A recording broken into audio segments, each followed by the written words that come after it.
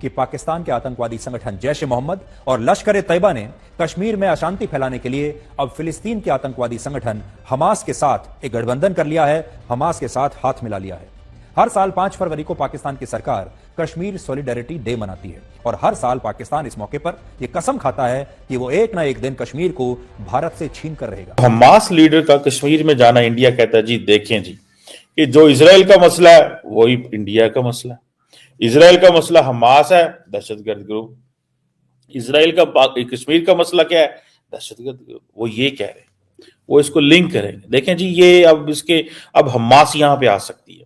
हालांकि माजी में तो ऐसा कोई इंस्टेंस नहीं है कि हमास की और कश्मीरी मुजाहिदीन की आपस में किसी किस्म की कोई लिंक हो, कि इससे या तो उठ जाएंगे या फिर यहां से आप खत्म हो जाएंगे। और देखें, नेशनलिज्म के बगैर कौमें राइज नहीं करती। चीमा साहब, नेशनलिज्म के बगैर कौमें सर्वाइव नहीं करती। हमारे तो हर बच्चे पाकिस्तानियों को पता ही नहीं नेशनलिज्म चीज क्या है। 77 ईयर्स हो गए जिनको अभी तक आइडेंटिटी क्राइसिस है, जिनको अभी तक पता ही नहीं कि हम कौन हैं। सुबह उठते हैं अरबी बन जाते हैं, शाम को पठान बन जाते हैं, सोने से पहले जो है कुछ और बन जाते हैं, पता ही नहीं।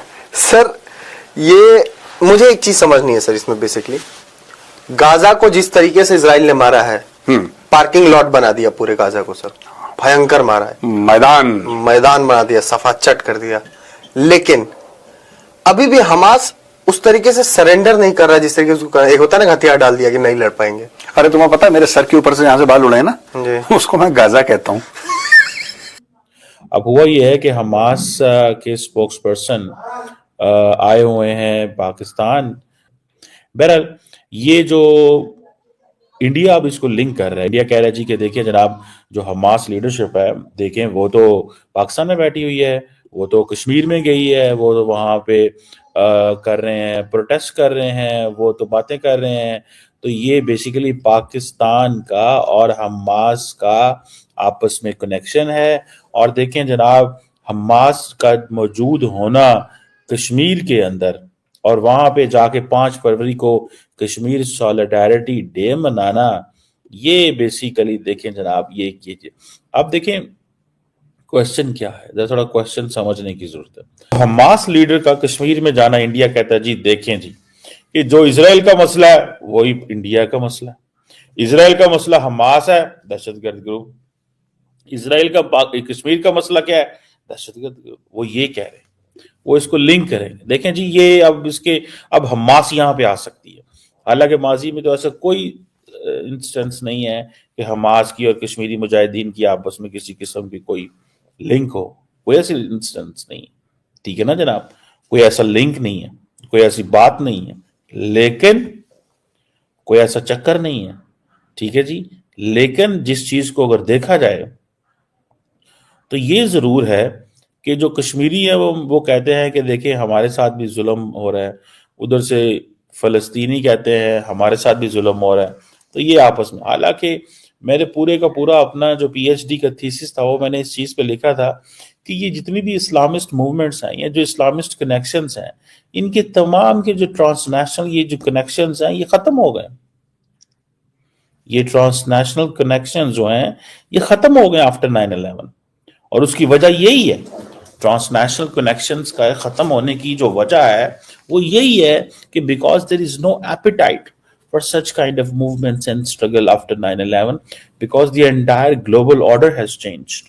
ठीक है, जैसे मैं बार बार कहता हूं कि the India realized after 9/11 how to build the case for Kashmir. India को तो 9/11 के बाद पता चला कि कश्मीर के केस को बिल्ड कैसे करना है। ये जो सारी की सारी स्ट्रगल थी, लिंक्ड इट विद टेररिज्म। जब उन्होंने उसको टेररिज्म के साथ लिंक किया तो उन्होंने कहा अच्छा, ये अमेरिकन इनको टेररिस्ट कहते हैं, ये जो इस्लामिक जमातों वाले हैं, हमारे पास भी इस्लामिक जमातें वाले हैं, इनको भी आप दहशतगर्द कहें। कि क्या चॉइसेस हैं फॉर एग्जाम्पल कश्मीर के हवाले से। अब कश्मीर के हवाले से भारत ने कोई चॉइस नहीं छोड़ी पाकिस्तान के लिए। क्या चॉइस छोड़ी है? एक ही चॉइस छोड़ी है कि जो हमने कहा है, जो हमने किया है, जो हम बोलते हैं, जो हमारी सारा कुछ है, उसको मान लिया जाए। That's one thing. अब जाहिर बात है इसमें بہت سارے جو دنیا ہے وہ تو خاموش ہو کے بیٹھی ہوئی ہے. پاکستان بولتا ہے اس میں. پاکستان کہتا ہے نہیں, جو انڈیا نے کیا ہے اور اپنی مرضی سے کشمیر کا سٹیٹس چینج کر دیا ہے, ہم اس کو نہیں مانتے, ہم اس کو نہیں مانتے. یہ پاکستان کا موقف ہے.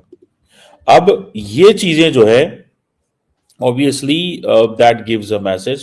اس سے میسج پتہ چلتا ہے جی کہ پاکستان تو اپنی لائن پہ کھڑا ہے کہ ہم آپ سے بات نہیں کرنے کو تیار.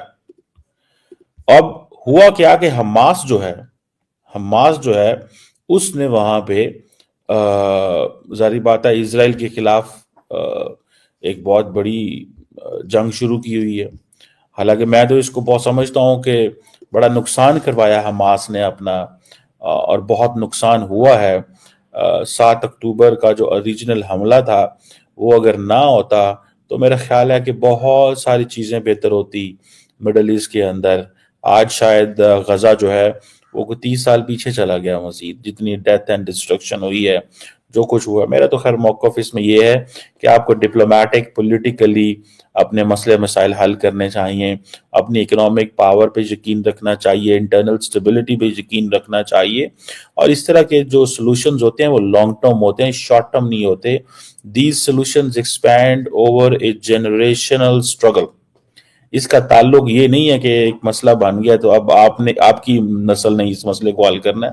اگر آپ کمیٹڈ ہیں, you are strong, you are dedicated, you are loyal, you are nationalist, you have that kind of an approach, appetite, تو آپ اس مسئلے کو اگلی جنریشن تک ضرور ٹرانسفر کر دیں, تاکہ اور اس کے اندر آپ اپنی اسٹرینگتھ اس پہ کریں.